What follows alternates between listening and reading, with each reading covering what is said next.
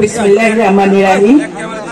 আজকে রাষ্ট্র কাঠামো মেরামতের কর্মশালায় উপস্থিত এমন একজন ব্যক্তিত্ব আছে যিনি সমৃদ্ধিশালী বাংলাদেশ করার স্বপ্নদ্রষ্টা এবং বিএনপির ভারপ্রাপ্ত চেয়ারম্যান মহোদয় জনাব তারেক রহমান সহ সম্মানিত নেতৃবৃন্দ, আসসালামু আলাইকুম।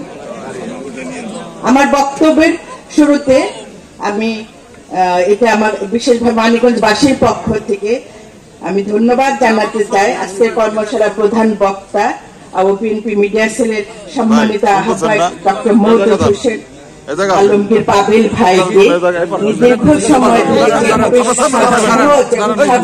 ভাষায় 31 দফাকে উপস্থাপন করেছে। এটা মনে হয় আমার এখানে যারা মানিকগঞ্জবাসী যারা আছে তারা খুবই অনুপ্রাণিত হয়েছে এবং তার কথা যদি আমরা আরো 1 ঘন্টা শুনতাম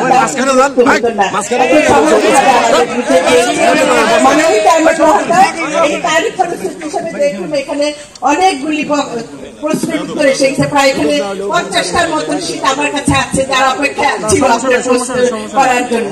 ইনশাআল্লাহ আগামীতে আমরা এইভাবে করে শুধু এককভাবে মানিকগঞ্জবাসীর জন্য চাচ্ছি আপনি যদি চান জেলা সভাপতি হিসেবে আপনি যদি শুধু আবার অ্যারেঞ্জ করতে চান করলে নিশ্চয়ই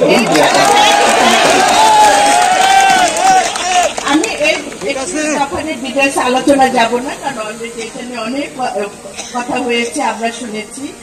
আমাদের এই যে 31 দফা কি বলে? 31 দফা বলে বাংলাদেশে হারানো গণতন্ত্র ফিরিয়ে আনার প্রতিচ্ছবি। 31 দফা এই 31 দফা মানব অধিকার প্রতিষ্ঠার প্রতিচ্ছবি। এই 31 দফা ধর্ম বর্ণ নির্বিশেষে অসাম্প্রদায়িক দেশ গড়ার প্রতিচ্ছবি। এই 31 দফা তরুণ প্রজন্মের সুন্দর ভবিষ্যৎ গড়ার প্রতিচ্ছবি। 31 দফা নারী ক্ষমতায়নের প্রতিচ্ছবি। তাহলে আমাদের কি দায়িত্ব? জনাব তারেক রহমান যে 31 দফা আমাদের তৈরি করে দিয়েছে, আমরা মানিকগঞ্জবাসীর মূল দায়িত্ব হলো, এখানে আমার সাধারণ সম্পাদক আছে, আমি এবং মানিকগঞ্জবাসী সকলের মূল দায়িত্ব হলো এই 31 দফাটাকে এখানে আবদ্ধ করে রাখা যাবে না। এটা জেলা থেকে থানা থেকে ইউনিয়ন থেকে ওয়ার্ড এবং প্রত্যেকটা ঘরে গ্রামে যেতে হবে। গ্রামে প্রত্যেকটা ঘরে বৈঠক বলেন, চায়ের দোকান বলেন, যেখানেই বলেন 31 দফাটাকে আমাদের মানুষের মাঝে পৌঁছে দিতে হবে। 18 লক্ষ জনসংখ্যা বাংলাদেশে, এই মানিকগঞ্জে 18 লক্ষ জনসংখ্যা, সেই 18 লক্ষ জনসংখ্যার ঘরে 31 দফা পৌঁছে দিতে হবে। তাহলে দেখবেন 31 দফা যে উদ্দেশ্য করা হয়েছে, যে গণতন্ত্রকে ফিরে আনার জন্য করা হয়েছে, সেটা সফল হবে। যদি আমরা গণতান্ত্রিক সরকারি প্রতিষ্ঠা না করতে পারি, তাহলে বাকি যে দফাগুলি আছে কোনোটাই কার্যকরী ভূমিকা পালন করতে পারবে না। এই জন্য আমাদের মূল লক্ষ্য থাকবে 31 দফাকে বাস্তবায়ন করা। আর বিগত সময়ে মাননীয় চেয়ারম্যান মহোদয়, আপনার বিগত সময় ফ্যাসিস্ট সরকারের আন্দোলনে আপনারা দেখেছেন, আমি আমার সাধারণ সম্পাদক এবং আমার সমগ্র মানিকগঞ্জবাসী নেতা কর্মী যেভাবে আন্দোলন করে এই ফ্যাসিস্ট সরকারের বিরুদ্ধে আমরা কাজ করেছি। কতটুকু সফল হতে পারেছি না জানি না, কিন্তু আমাদের মধ্যে কোনো ফাঁকি ছিল না। আমরা যে কাজটা একদম মনের হিসাবে কাজ করেছি, মন দিয়ে কাজ করেছি। আমরা এই 31 দফাটাকে প্রত্যেকটা ঘরে ঘরে পৌঁছে দিব এবং সেখানে যেভাবে সেটাকে সাকসেসফুল করা হবে। আমি মনে করি আমাদের প্রথম যে সমস্ত কিছুর মূলে যদি আমি মনে করি আমাদের প্রথম যে শর্তটা মানতে হবে, প্রথম যে চিন্তাটা আমাদের করতে হবে, সেটা হলো দেশপ্রেম। এই দেশপ্রেম যদি আমাদের সত্যিকারের দেশপ্রেম, আমরা মুখে মুখে দেশপ্রেম বলবো সেটা হবে না, মুখে মুখে বললে আমি দলকে ভালোবাসি সেটা হবে না।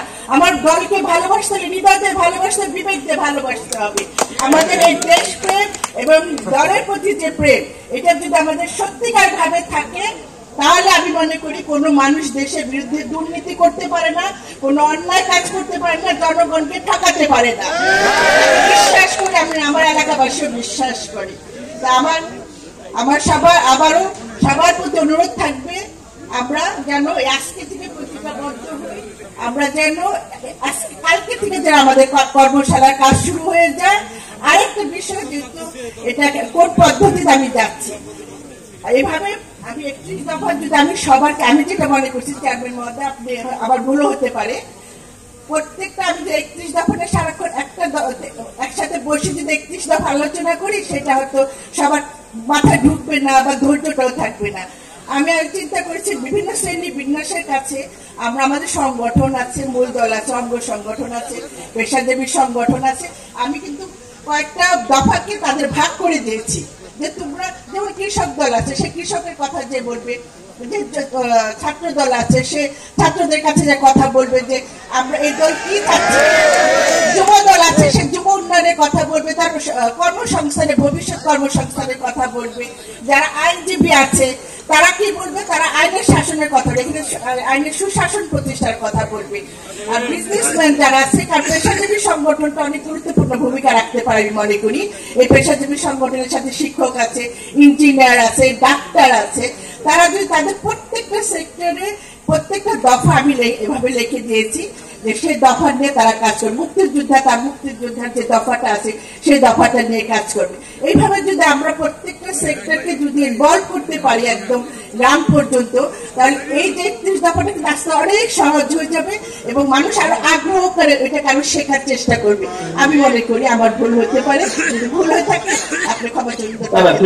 ঠিকই আছে, আমাদের মূল লক্ষ্য হচ্ছে পৌঁছে দেওয়া, মানুষের কাছে পৌঁছে দেওয়া। সে পৌঁছে দেওয়ার কাজটাই আমরা করতে চাচ্ছি।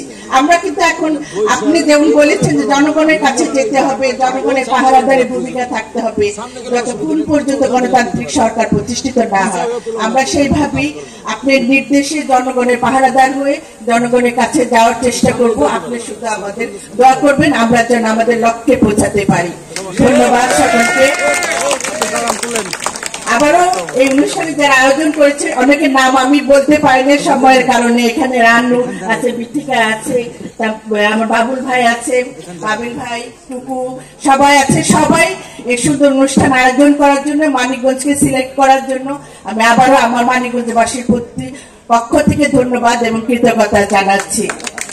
ইনশাল্লাহ আবার আমাদের চেয়ারম্যান মহোদয় বলেছি ইনশাল্লাহ আমরা আগামীতে শুধু মানিকগঞ্জ নিয়ে প্রোগ্রাম করব। জাতীয়তাবাদী দল জিন্দাবাদ, আমার দেশনেত্রী বেগম খালেদা জিয়া জিন্দাবাদ, জনাব তারেক রহমান জিন্দাবাদ। আজকের অনুষ্ঠানের আয়োজক যারা উপস্থিত হয়েছেন সহ আমার মানিকগঞ্জবাসী জিন্দাবাদ। ধন্যবাদ। আমাদের